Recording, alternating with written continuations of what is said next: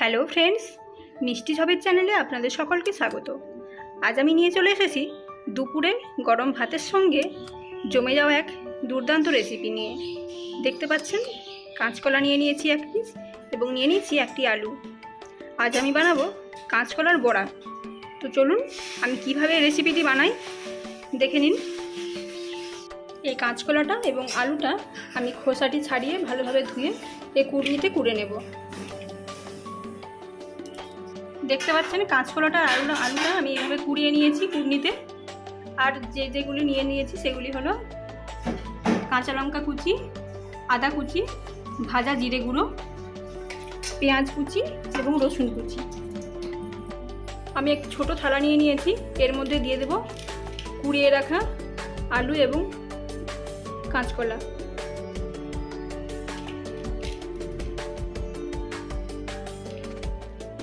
এবার এর মধ্যে দিয়ে দেব বেসন দিয়ে দেবো 2 চামচের মতো, যাতে ভালোভাবে কোট হয় সেই জন্য আমি বেসনটি ব্যবহার করছি। এবার দিয়ে দেব স্বাদ মতো লবণ। এবার দিয়ে দেব লঙ্কা গুঁড়ো,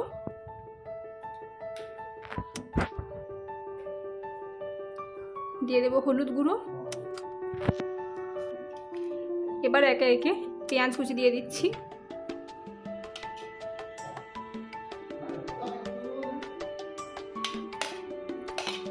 দিয়ে দেব রসুন কুচি, ভেজে রাখা জিরে গুঁড়ো, আদা কুচি এবং কাঁচা লঙ্কা কুচি। এবার এই সমস্ত উপকরণগুলি ভালোভাবে মাখিয়ে নেব। অল্প অল্প জল দিয়ে মাখিয়ে নেব। ব্যাটারটি কিন্তু খুব বেশি পাতলা হবে না, টাইট হবে। দেখতে পাচ্ছেন খুব ভালোভাবে ম্যারিনেট করে নিয়েছি। এদিকে আমি কড়াটাও বসিয়ে দিয়েছি অনেকক্ষণ আগে, তেল গরম হয়ে গেছে। এবার তেলের মধ্যে একটু একটু করে বড়ার আকারে এগুলো ছেড়ে দেব।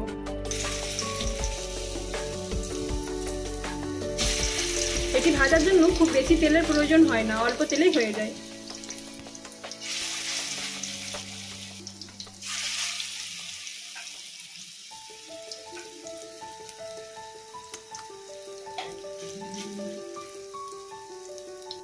তবে খেয়াল রাখবেন এগুলি ভাজার সময় কিন্তু গ্যাসের ফ্লেম কমিয়ে রাখতে হবে, কারণ কাঁচকলাটি আলুটি যেন ভালোভাবে সেদ্ধ হয় ভিতর থেকে।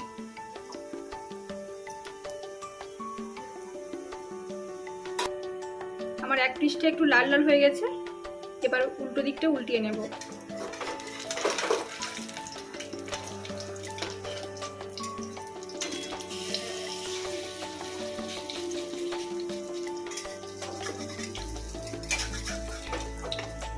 একে একে বাকিগুলো উল্টিয়ে নেব।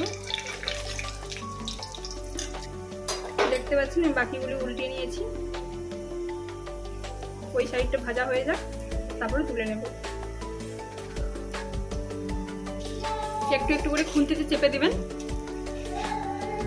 এভাবে। দেখতে পাচ্ছেন আমার কাঁচকলার বড়াগুলি কিন্তু ভাজা হয়ে গেছে। এবার আমি তুলে নেব।